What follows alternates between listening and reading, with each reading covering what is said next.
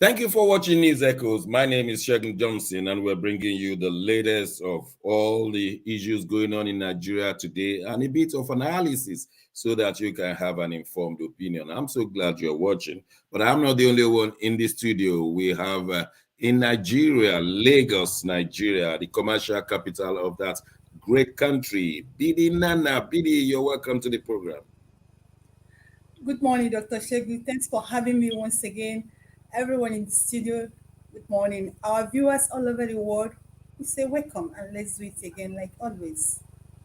Thank you very much. And in faraway Milan, we have Massive Mark Godwin. You're welcome to the program. Good morning, Dr. Shegun. Good morning, BD. Good morning to the viewers around the world. It's good to see you guys again.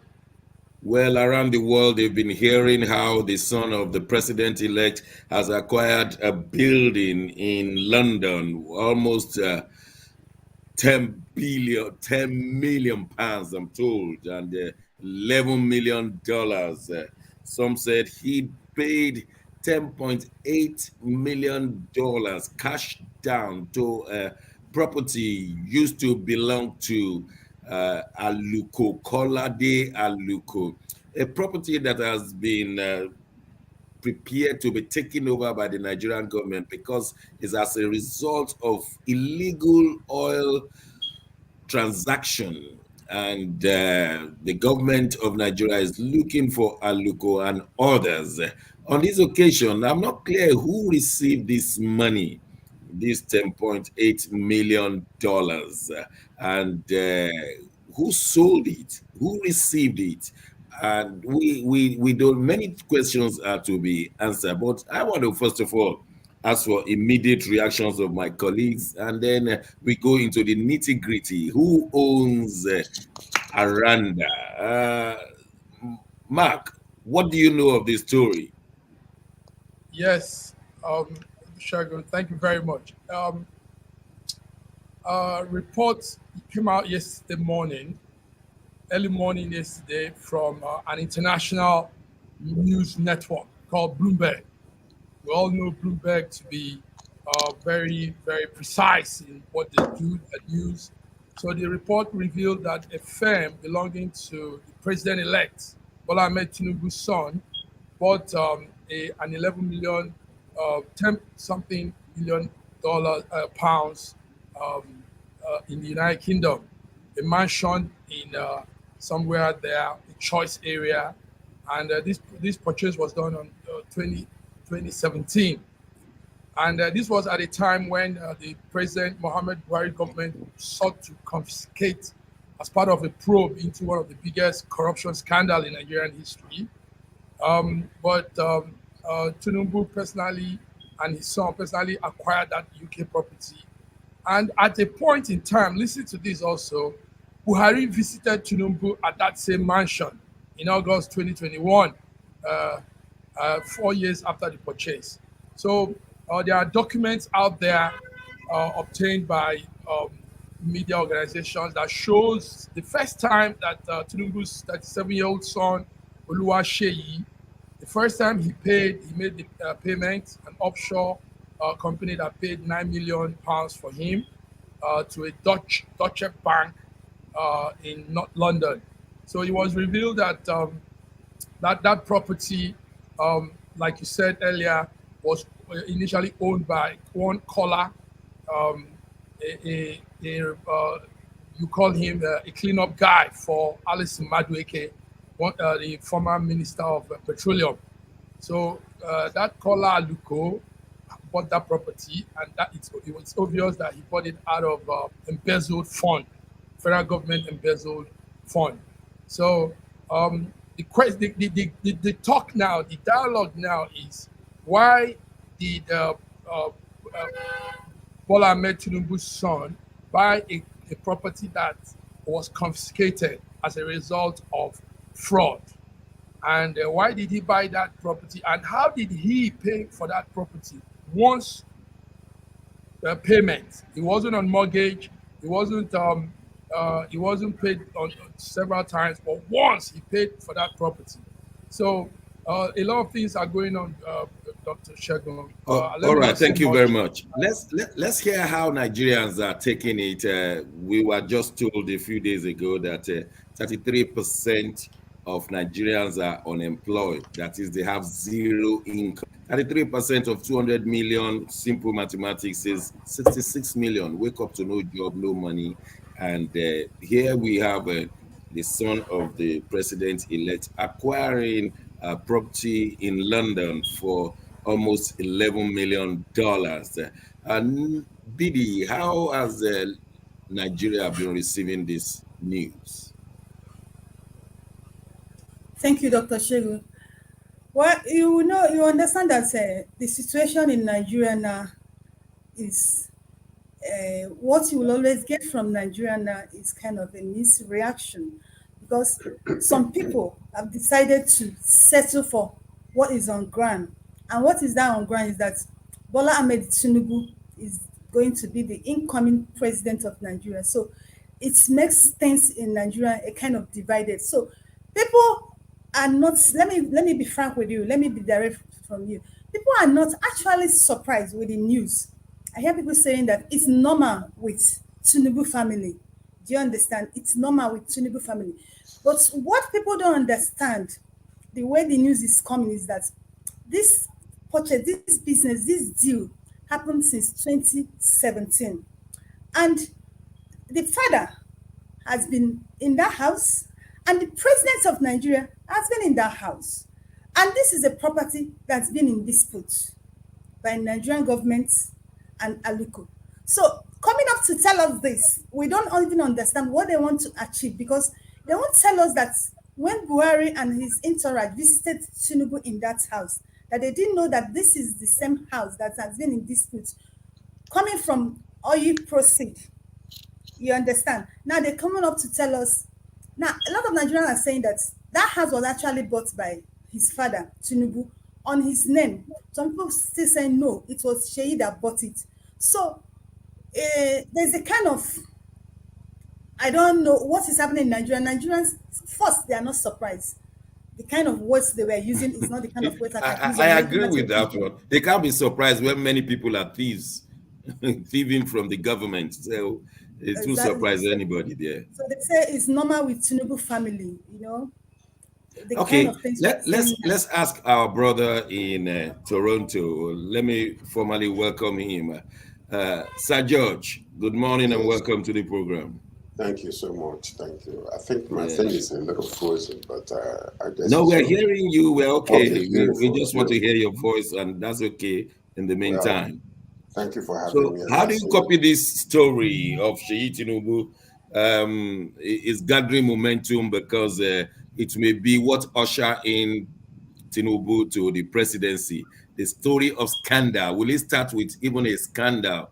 And like Billy told us, some people believe that this company, Aranda, overseas uh, corporation, happen to be the initials of Remi Tinubu and Ahmed Tinubu. Aranda, if you look at it closely, is Remi and Ahmed, and spelled Randa. Aranda. So if you know how to read initials, you will see that Aranda Overseas Corporation is possibly a combination of Remy and Ahmed, who owns this company, and they call it overseas company. Now, Seyi Tinubu is the front man and is the one who paid. But paid to who? Who sold it when Nigeria was gunning to get this property? I don't know how you copy. Sir. I will tell you a story, a short Please story do. actually. Um, can you hear me? Yes, loud Yeah, and we can clear. hear you. Okay. A few years ago, I was visiting Nigeria, and then my one of my sisters was asking me, there was a wedding band that I had, and I wasn't wearing it anymore because I was getting divorced from my ex. And she was asking me if I could give it to her. And I asked her, I said, what happened to your wedding band? Did you lose it? She said, no, I actually gave it to the church. I said, excuse me? He said, the pastor was asking us If you don't have cash money to come and give something that is very precious to you. I said, okay, and you gave your wedding band, you're selling your marriage away. She's like, no, no, no, no, no, no, no, no. It was a very precious thing to me. I said, okay, wow, I've never had that before. And then he said, the worst part of it, brother, is that a few weeks after, I saw one of the ministers wearing the same my same wedding band because it was very unique. I said, you saw who? One of the ministers wearing your wedding band, a lady? She's like, yes. I say, hi, you gonna give God something, and one of the ministers are wearing it. Well, I don't know. So, kind of, touched my heart. This is what you're seeing in Nigeria today. Nobody wants to pay attention to the convoluted mess that is going on in that country. Number one, yesterday I was listening to the news, and a lawyer was being asked about this. All he was mentioning from Abuja, all he was saying was like, well, everybody has the right to go and buy this property, where the family is very rich. He never mentioned anything about this house was in the process of being confiscated by the government because of the Zioni's lootings. And then all of a sudden it ends up in the coffers or in the lap of one of the government officials or party officials, Ahmed Tinubu and his son. So this is what you're seeing in our country today. All of a sudden we have tolerated, corruption so much it becomes part of the lifeline of many of us. We're completely messed up right now because of this. So I am saying, because the way people are wired up in their minds, corruption is no more a thing of the day, because what we were discussing yesterday, when you know a dead fish when it starts stinking from the head, when you know that your master is corrupt, and then you are helping your master to hide him stealing money from the people, do you think that you that are under him, helping him to hide his loot, that you're not going to loot if you have opportunity? Yeah, You will do it with impunity. I think the society has been corrupted so that nobody cares anymore. Let me tell you, in England, if your neighbor sees that you are driving cars that you could not sustain with your salary, they're going to inform the government immediately. They're going to inform the government just to come and see whether you are paying equal taxes.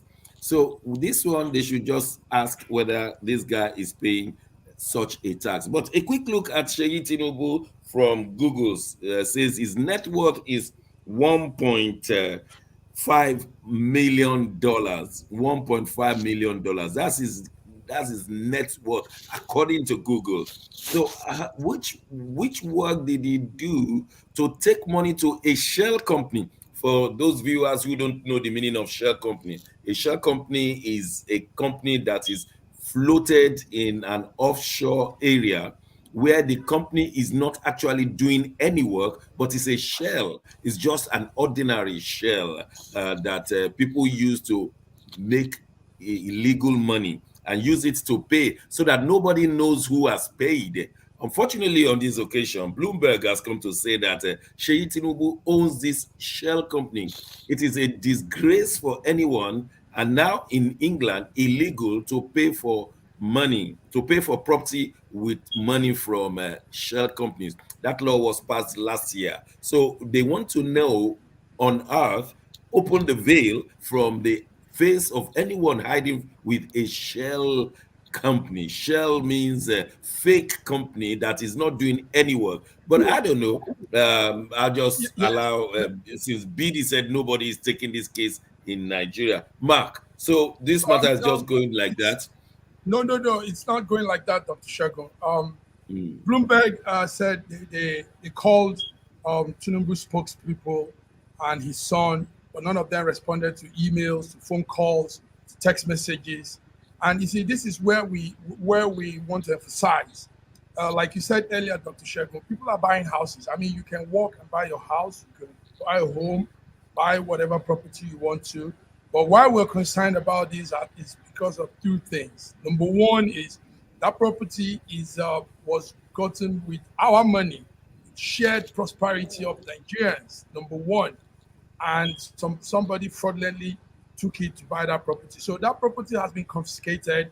Now, number two is the man that claims to want to lead us should be transparent enough to tell us how come he bought something that has been confiscated, something that But is who sold it? Who sold the property? Who sold it? that's the discussion. You know, they also Bloomberg also called Kola Aluko to know if he sold it directly, and Kola Aluko too is not picking calls. So we are caught up in all of this, and this is how it's been going for years now. But it's changing. Nigerians have Really? come. Let me Oh, add, okay, let me okay, add George. something. Yes, George. Yes, let me add something. And number one is when you see where the money is being transferred, it tells volume. It tells you the corruption that we are talking about. From the Virgin Islands, these are the places that allow you to come and lodge your illegal lootings. And then from there, you can leave the money there, no traces will come. So that is number one. Number two is that the current president is aware, must have been aware of this particular building being part of what was being sought after because of Desiani, who was the petroleum minister in the That's terms of correct. during the terms of Jonathan. So those are the little things you will see. See what happened was, if you look at Bloomberg, they're a reputable news organization, a financial news organization around the world, and there is absolutely no way they will allow a story like this to come out without having gone so deep to authenticate this story. The problem is that Buhari is aware of it, who is our current president. If he had gone to this particular mansion to visit Tinubu, he must have been aware of it. There must have been a back in the room discussion on where this particular building will end up. And this is exactly the question we have been asking. All these things we're finding out about, who looted what and who stole what, and then we're trying to recover. Where does it go when we recover that money? Who is accountable to make sure that that money does not go from a looter's pocket to another looter's pocket? This is what we're going through in Yeah, Nigeria. unfortunately, this is how Tinubu's Dr. Shegun, presidency will Dr. open. Yes, Shegun, Bidi. Yes, Bidi.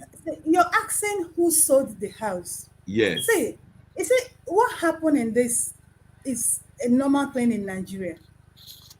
This thing is coming up. Like I said, this deal happened since 2017. How many years today? It is a normal things that happen in Nigeria. You were here in 2022 in Nigeria.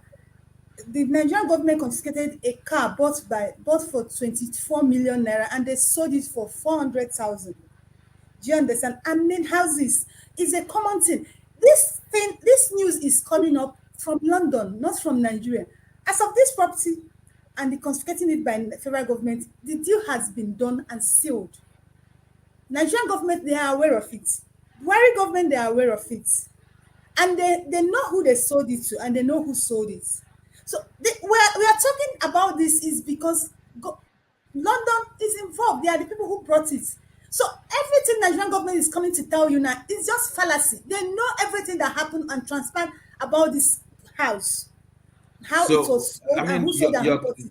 your contribution is very helpful because you have just told us that the conscience of the Nigerian person has been deadened. It's called a seared conscience. You hear anything that money was stolen, and you are no longer perturbed by it. That's what psychologists we call seared conscience. So Exactly. who's going to wake us up? Who's going to wake the Nigerian conscience? I'm talking not the government, the societal conscience to say, wake up, this is not correct. When David Cameron, when it was discovered that the Prime Minister of the UK, the father of his father had money offshore when he was growing up. Within months, the man resigned under one canopy of losing to Brexit. I mean, people shamed him. They said it. They said so many things that he had to resign. The present British Prime Minister is attending parliamentary committee to explain why his wife's company, that's where she got shares, should be receiving money from the government. I'm talking of Rishi Sunak. Rishi Sunak himself is facing other parliamentary meetings, investigations. Why should the Nigerian conscience be so seared? Because that is where this thing is going to. We might be talking about Seyi Tinubu and President-elect Tinubu, but actually, why not focus on the conscience of the Nigerian man, of the Nigerian woman, of the Nigerian youth? Do you still have conscience concerning the wealth And that is That's the wrongly? major problem in Nigeria. That's the major Dr. Shah, problem we have. An average Nigerian, it is weak and have decided to accept their fate. And that that's correct. is what has brought us to where we are. Not until the problem is that an average Nigerian don't know the power they possess. They don't know their rights. And when you don't know your right, it becomes a problem. An average Nigerian don't know their rights. They don't even know that they demand to know how the money they use in buying this thing come about. They don't know it. And that is why a lawyer, a learned person will come on national television to tell you that everyone that they have rights to buy, that after all, their family is a rich family. Now, my question is this: what is the business line of their family? Oh, that's correct. Where are their factories? Where are Mark, their industries? How did they make their money? That's correct. Mark, you Very wanted to say something. yes. What I wanted to say was We're focusing on the conscience of the average Nigerian. I that's mean, Sir George told us that one man, actually, I watched the same program. One Mr. Otitoju, a lawyer from Abuja, who was on Channel's television now and was justifying it and nurturing the conscience of the people with a lie. You see, Guardian used to say, conscience nurtured by truth. But when we nurture the conscience of a group of people with lies, then we hardly know what is good from what is bad. Yes, Mark. we hardly know what is good, what is bad, and what they've also done is put Nigerians in a situation where when you speak out, you're like a you're labeled, you know. They will come Mm. after you, DSS, all these things. So, like Didi said, they've mobbed us to a corner, and they don't want anybody to speak out.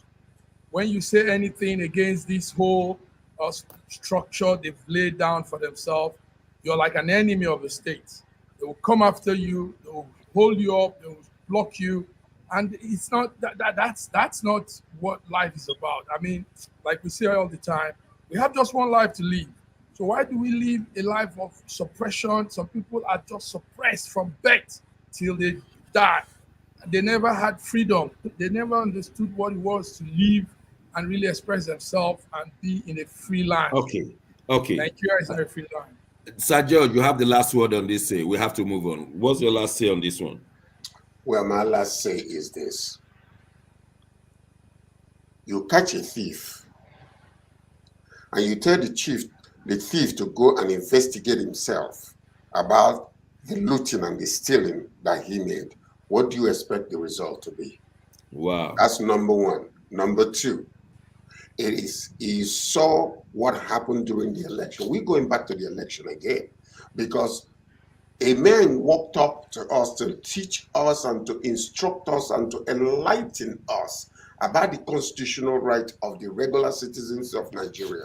We are living in Nigeria what you call pseudo-democracy. It's not really democracy. The smell and the smoke of the military rule is still festering all over the place.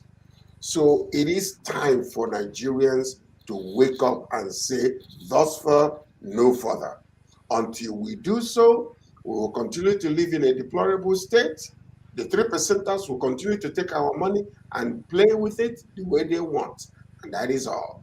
Now the ball is in the court of the citizenry. Whether they will rise up and say, we don't want this anymore, we want a good governance in Nigeria, and we want whom we elected to be our president. That's all I'm going to say about that. Well, let's leave this matter here, but we just want to advise Nigerians. Your conscience either accuses you or excuses you. And when your conscience collectively has been excusing malfeasance, excusing you from stealing the Commonwealth, I mean, you can see that your development is far off. We'll leave that one. Well, the Nigerian government has postponed the census after 17 years that they did the last one. Of course, we all know the reason for census, so as to be able to plan for the community. And Nigeria is supposed to be every 10 years. And the Buhari government has planned and paid a lot of money for this census to be counted. And now it has been postponed, and they say they want the coming government to do it. Is this a reasonable thing? How many billions of naira have been spent so far? And does it really make sense? What are the reasons for postponing? And let's take it from you, Bidi. You are there. Nobody's going to count you now. Sorry. All of you planning to go to Igbo land, Hausa land, Yoruba land. They said, sorry, just stay put. We're not counting anymore. How do you take it?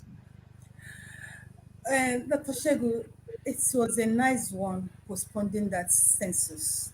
And you saying that those of us who were planning to travel to Igbo land, Hausa land to be counted, I think there's nothing like that in this forthcoming, or would have started today. I think today is 3rd of Yes, it should be May. between Yeah, today, so tomorrow, and day yeah, after. Yes. it should have started today. There was never a plan for that traveling, because one of the things they were telling us that they postponed it because of the transition government and the preparation for the handover government. That was actually the excuse they gave for postponing the census. But ordinarily, that was not really the thing. The thing is that Nigerians were advocating, they were talking, they started shouting for the nature of the census they were about to start. Let me tell you, in this census that was about to start, there was never column for state of origin and religion and tribe. So Nigerians saw it and they started asking, why would you count a census and you're not putting in consideration the states, the people's states, their tribe and their religion. There was nothing like that. What they actually, and that was why they said the And government actually what will be the consequence of that? The consequence said, of it may be many, isn't it? exactly. Now, the government actually said that you don't need to travel. Stay wherever you are, you will be counted. Now, let me tell you the consequence of one of the consequences of that is that some regions, some states will go into the extinction. Do you understand? Now, nothing like religion in this census. Is I don't, the thing is that, like a lot of Nigerians say, that the place of federal government in this census has not been made known. Yeah, has not been made known, because it can't come in a state like, in a country like Nigeria. We are a secular country, and you said you want to count census, and you don't want to know if I'm a Christian or if I'm a Muslim, and you don't want to know if I'm from Sokoto or from Adamawa or from Ogun State or I'm from Imo State. You're not interested in that. All you are interested in is counting the heads and the house. Now, it means that you have other interior motive which we Nigerians don't know, and you need to Okay. explain to us. Okay. We definitely will continue on this one. Let me just give Sir George 1 minute. But when we'll go on break after a minute, then when we return, we'll continue on this, because there are many consequences of postponing it and what BD has just said. George, what have you got to say? Number one, the only thing I have to say is this. We recolored our money. We did not plan ahead. Today, Nigerians are still suffering. Billions of naira were spent to recolor that money, and the purpose of recoloring the money was not achieved. Halfway, it was changed. Today, again, the president came out to announce for census, which he did not plan, which he knew nothing about putting it together. Part of what they were trying to do, without putting religion and any other, like, the state you're from or whatever the case might be, is simply because of this, they can be able to change the numbers the way they want. And all the Igbos that are in the north will be counted as part of them. And then they will change it the way they change, the election. They will just put the numbers the way they like it, attribute millions to the north, and then change it all around. That's exactly what it is. But because of everything that is going on, there is a little internal chaos, a quiet storm developing in Nigeria. That's part of the reason why they looked at it and they stopped it. But it is all part of trying to take what is left in the old government to put it into the coffers of a lot of people. Right now, watch and see, when the census will come again, nobody will ask the question, what about the money that we spent? Okay. Let's leave it, because when we return, I will come back to you so that I can hear other consequences of postponing, because there are big consequences behind which we have to unearth. Don't go away, we'll be right back.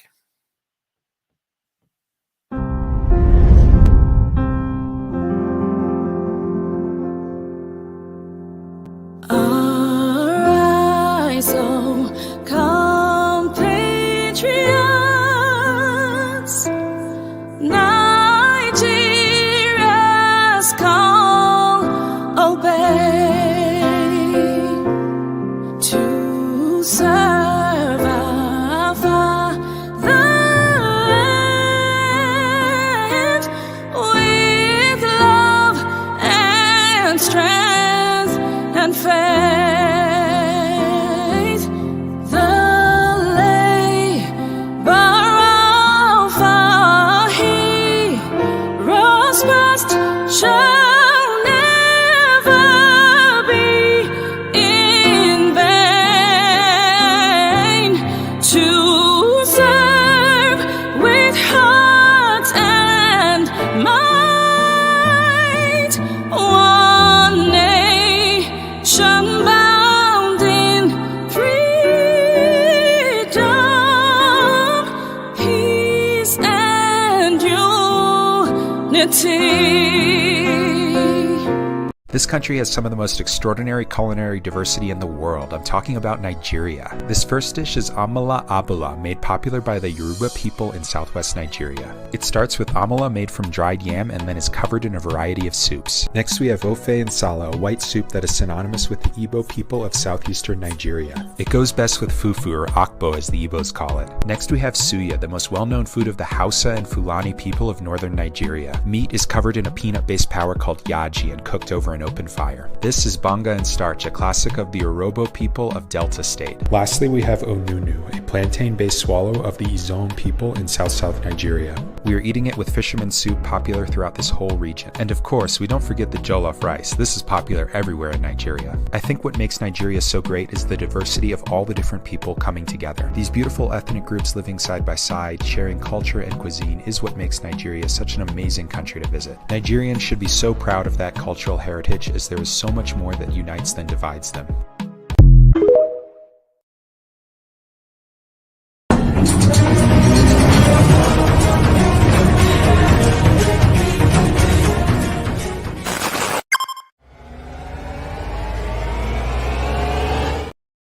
Thanks for staying with us. It's still the news echoes on Nigerian affairs, and we've been looking at the reasons why the federal government of Nigeria has postponed the census, supposedly to start today. Let me just welcome Dr. Ibe from Moscow, Russia. You're welcome to the program. Thank you so much for having me. I hope I'm audible. Thank you. Yes, Sir George, you are looking at the consequences, and you said, number one, you want the money spent to be recovered. Number two, you are not particularly impressed about the cancellation, or rather the postponement of the census. While we were on break, I managed to quickly Google what a census should look like. And it says the census asks questions about you, your household, and your home. In doing so, it helps to build a detailed snapshot of our society.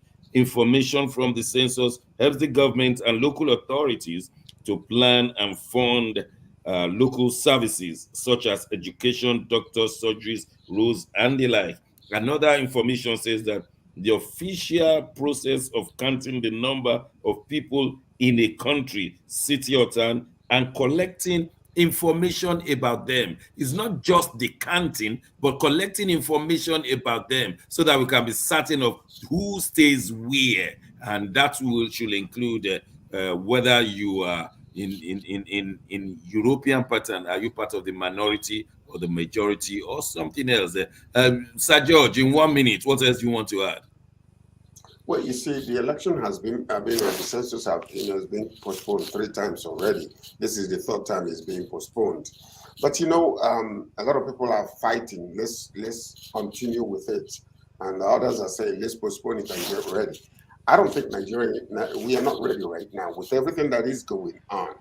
I can assure you that it is better for us to postpone this and to prepare ahead of time, like some of these insidious things that they have done already, without adding religion, without adding origin, where you come from.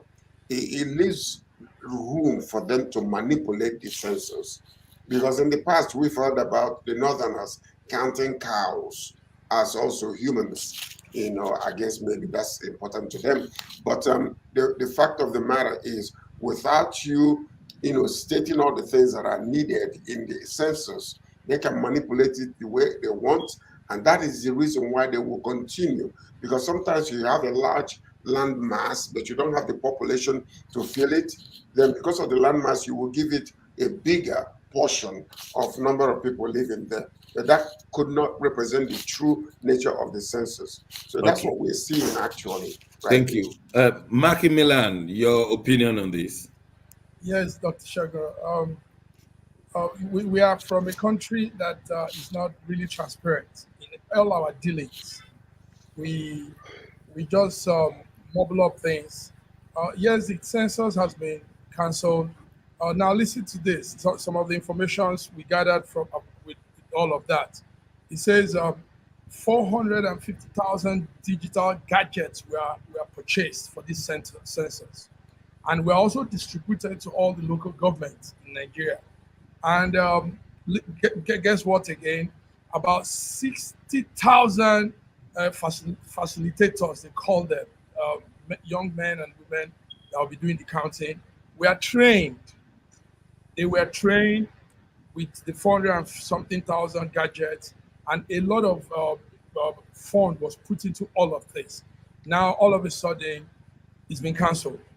So what this means is all those efforts, cash, resources, human, and everything goes down the drain.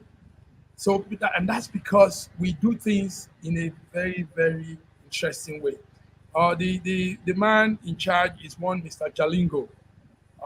Mr. Jalingo has given his reasons, very funny reasons anyway. I would have said it should be cancelled because the reasons aren't too cogent enough.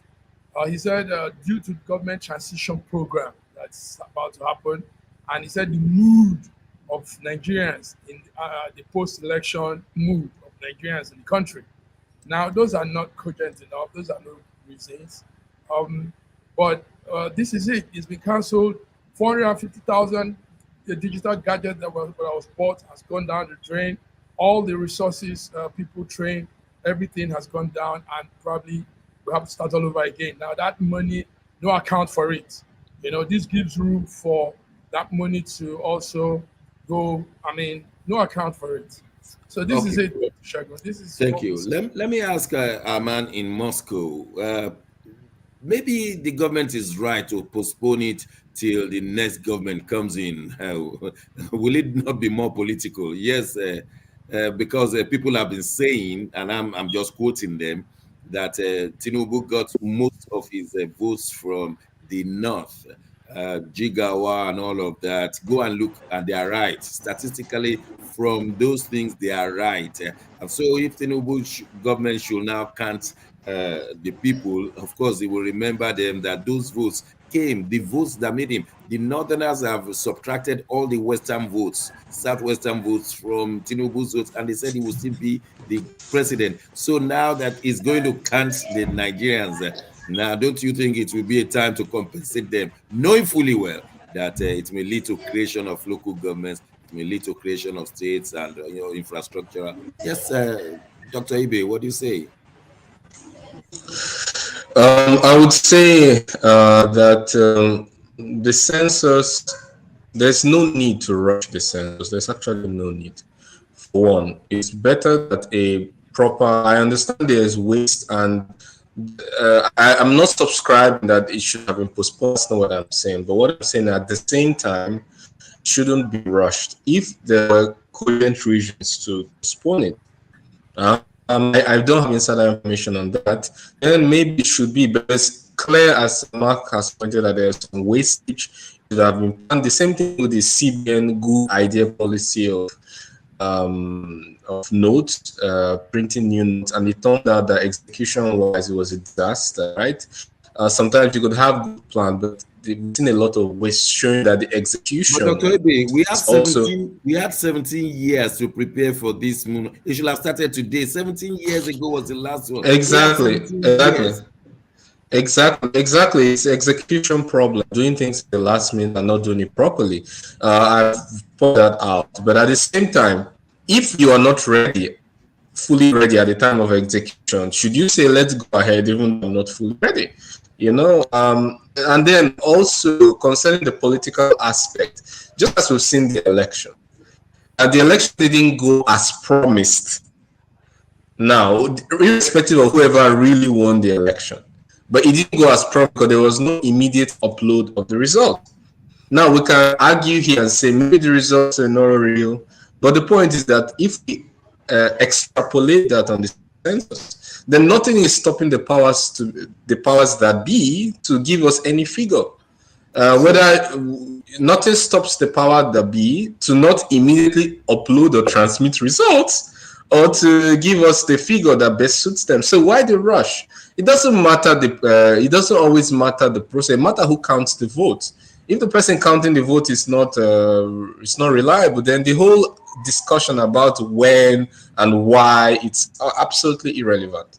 So let's we must move on. We must move on. I just want to give Bidi the last say. Yeah, Bidi, I was coming to you. I want to give you the last say on this one because you are on the ground. If we have counted the people in Nigeria today according to their plans today, tomorrow, and day after, do you think the incoming government is a big G3 that the fallout from the results, for instance, if all the northern states were given a load of high numbers, then the fallout will be so great that the new government will not be able to handle it? Was that one of the reasons that they must have begged, please leave this one? We may not be able to handle the fallout after a challenge election, then a challenge census. You think the government is afraid of what the people may do? Nigerian governments, more especially the present Nigerian government, can never be afraid of anything because we are not transparent. They don't do things the way it should be done. So they will never be afraid of anything. I think they need to postpone that census. Not just postponing it, they need to replan it. Now, you asked me the consequences of going ahead with that census. Now, Nigeria is a federation country. If they've gone and done this census the way they plan it, we would lose our federation. And what we are about creating is the unitary system of government. Because you're going to count people, you don't care where they come from, you don't care their states, their local governments. What you're just interested is the number. This is the number we have in Nigeria. Now, you're going to give power to residential area. Do you understand? You don't care. Now, you know what that thing will leave us to? It will leave us to what we are trying to stop in Nigeria, the system of who do you know. It's no longer, when it comes to like custom, navy, all those things that comes, giving a cut up from states or local governments, all those things will be destroyed. Now, we said we are practicing democracy, and we have not even gotten to it. So if they had counted what they're about to do, this might be the end of democracy in government. So not just postponing it, they should postpone it and they should reshuffle it and come up with a better way of counting based on what you gave us, the invitation you gave us from Google. They should come up with a way census should be counted. People should know where people come from, their states, their local government, and their religion. We are Nigerian. We are federation. We are not unitary. And that is actually what they are trying to bring, making us a unitary system of government. And the problem is that Nigerians don't even understand these things. I think we need to educate Nigerians the implication of some certain policies. The truth is that Nigerians don't understand, and when these things are going, they keep quiet. They don't talk, and if you try to talk, they see you as if you're attacking government. But or whatever thing you're trying to do is for their own good. But the thing is that we don't understand. That's Didi, the problem we have.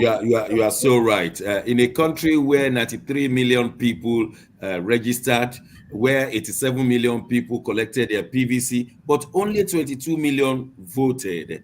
What happened to that large gap? And now you want to fill that large gap with just census figures? Is that what they want to do? Well, we'll leave it to Nigerians. Sir George, it is a time of postponement again. All subsidy removal has been postponed again with all the gains we will have made. Sir George, was that you asking them to postpone it again? Sir George, tell us. Well, they postponed the oil subsidy once again because it is a way for them to continue to siphon our money. That's a really, really, really lucrative pipeline for money to continue to go into the pockets of many people. The point is this, the point. Oil subsidy to be postponed, we have talked about this for many years. And each government will come in, they dance around it, get around the bush, and ends up not doing it. The bottom line to the whole entire thing is this. If you are going to stop the oil subsidy, are you prepared for the consequences that will come to the people? Because number one, if oil subsidy is now, is cancelled and is no longer in effect, but we don't have any oil refineries in Nigeria when we are producing our own oil, that would just quadruple the price of, gas or fuel in Nigeria. How many people will be able to handle that? The hotel prices will increase, transportation prices will increase, everything else will increase because logistically, it's all money that is going to be used to transport food or goods and services from one area to another. So Nigeria is really not ready. I know that a lot of people inside the government are benefiting from this, and that possibly that's the reason they kept on postponing it. But the large masses in Nigeria, they feel like, this is really a way for us to get a little bit of the crumbs from under the master's table. So to their mentality, that's what it is. But I believe that before we stop the oil subsidy, let's go ahead and revive the oil refineries in Nigeria and start producing enough within for our consumption before we do so. That's my. This was a government that said oil subsidy was a fraud and that should never, and yet they have taken it to another level of trillions of naira, massive mark. How do we? When are we going to get freedom from this oil subsidy theft? When we have our refinery working, we're waiting on Dangote. He plans to do that. It's not about this subsidy thing. It's about Nigerian government putting in check structures, infrastructure for when we extract the oil, we refine it on our own. Do you know how much the federal government pays to refine oil outside? So we don't know our priority. The federal government of Nigeria doesn't know what should be. So in short, will you support oil subsidy removal? Doc, I won't. Okay, let me quickly. I'm mindful of the time. Dr. Ibe from Moscow, will you support all subsidy removal in Nigeria?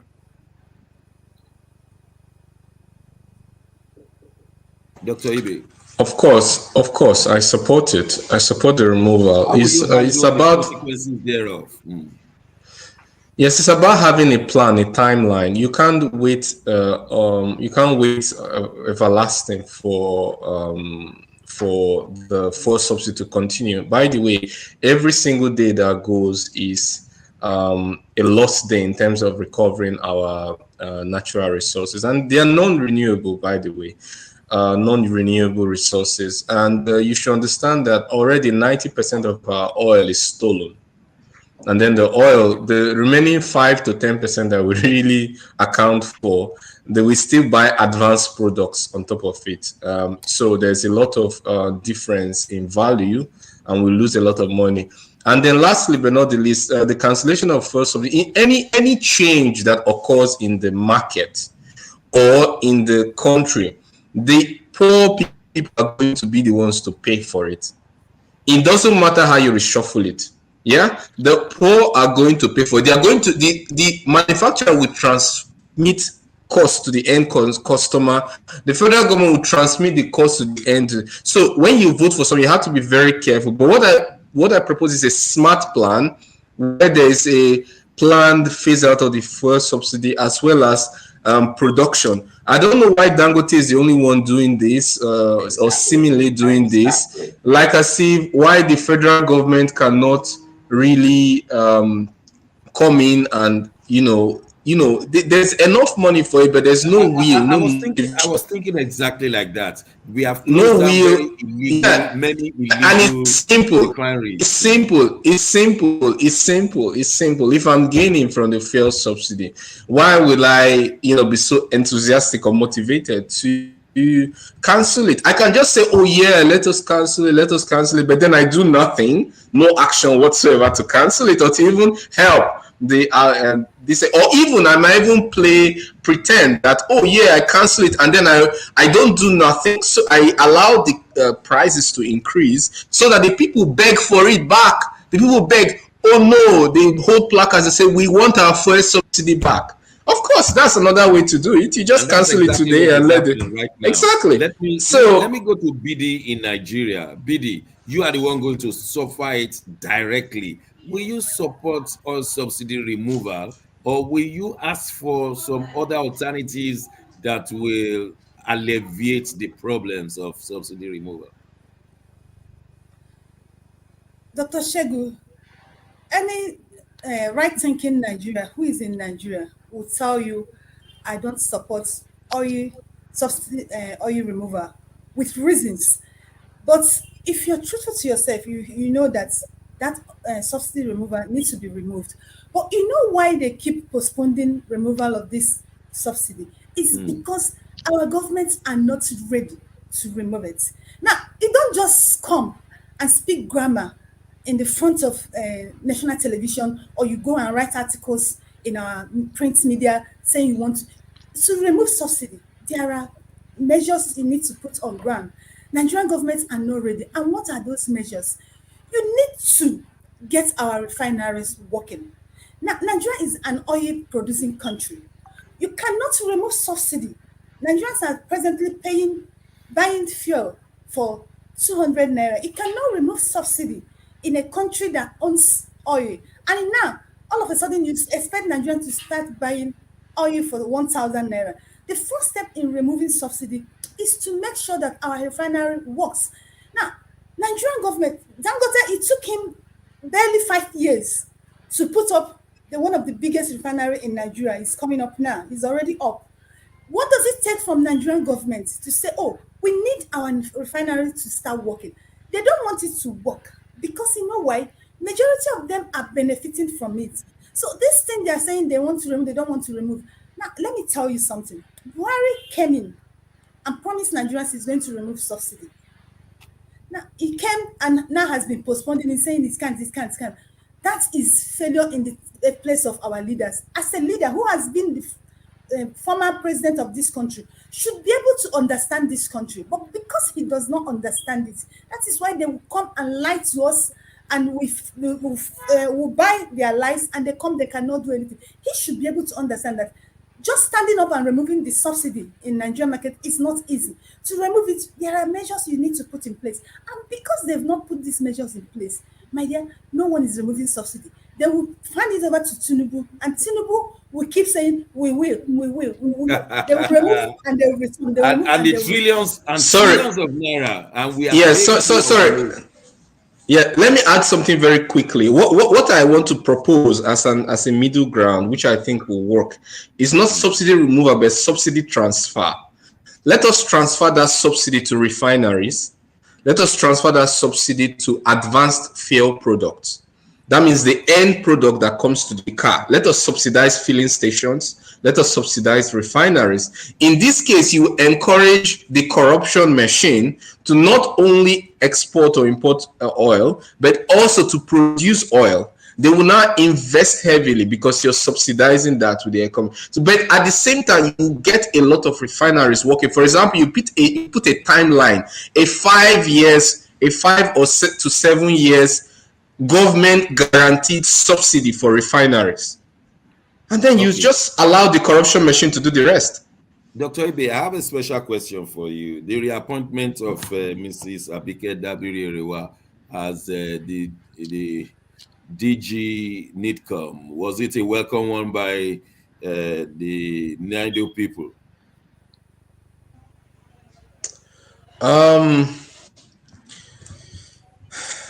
Neither people don't really have anything against Honorable Abike Dabiri-Erewa. I think she's doing a great job.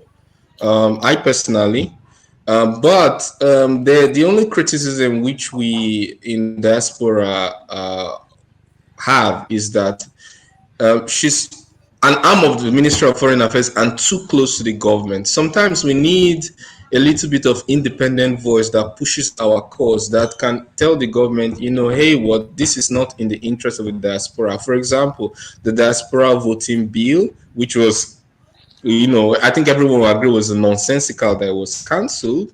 And, getting closer to the root people, for example, not just on a continental level, but interacting with some of the country chapters, getting closer to really diasporas and let them exactly say a little bit of independence from the government. As it currently is, we're going to only get more of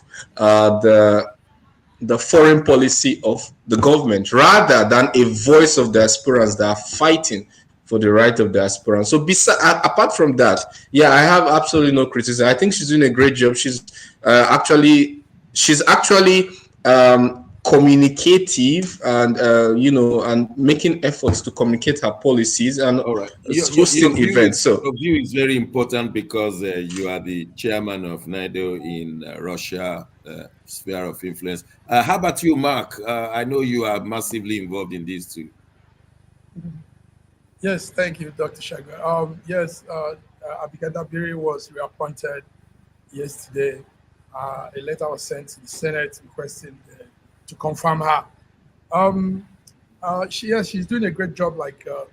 Somebody has started this. We never had this role before, this position. But our take is two. One, sometimes I think she's stepping her boundaries by doing some of the things the Ministry of Foreign Affairs should be doing. One. Number two is, like Dr. Ibe said, she's not really representing the Nigerians in diaspora. She's aligned to everything the government of Nigeria does. And she's supposed to be a voice. Take note that NIDCOM, the office she holds, is supposed to be the parent company of NIDO. NIDO is the arm of NIDCOM. It's the small arms, NIDO Europe, NIDO For the Asia. sake of our listeners, NIDCOM is Nigerian Diaspora Commission. So it's a government thing. So government will put its person there, won't it? But I just want to quickly ask, I'm looking at the time, Sir George, in Canada, have you ever felt the presence of NIDCOM in Canada? Well, NIDCOM in Canada actually is started, but it ended up in a chaotic type of situation. It went to court, and eventually one individual hijacked the whole thing, and the government of Canada warned everybody never to use that name or any name that's closely related to it. So NIDO is not functioning in Canada. Please, can I ask one question? Bidi, quickly. Can I ask one question? You have 5 seconds. Dr. Ibe and Massive Mike, they said she's not representing the interests of Nigerians in diaspora and that she's doing well. I don't understand. That is complicated. Oh, well, we'll bring it on Friday when we discuss international. Let me just say a little to that. What that means is we've never had this thing before. So doing well in the sense that she's at least in her little way she's bringing these two things together. But we need her to up the game, to do more. Yes, and I want to congratulate her. I want to congratulate her for her reappointment. Yeah, like I said, she's made a lot of stride forward. You cannot I did not recognize the good that somebody is doing. But then when you now offer something, yeah, you have to. Let me promise our listeners and viewers, we'll take this one. It will be our first discussion on Friday, God permitting. That's how far we can go today. It's my job to thank all my colleagues from all over the world, BD especially among these men. We're going to see again on Friday discussing news echoes on world affairs. God bless Nigeria. God bless you all. Thank you, sir.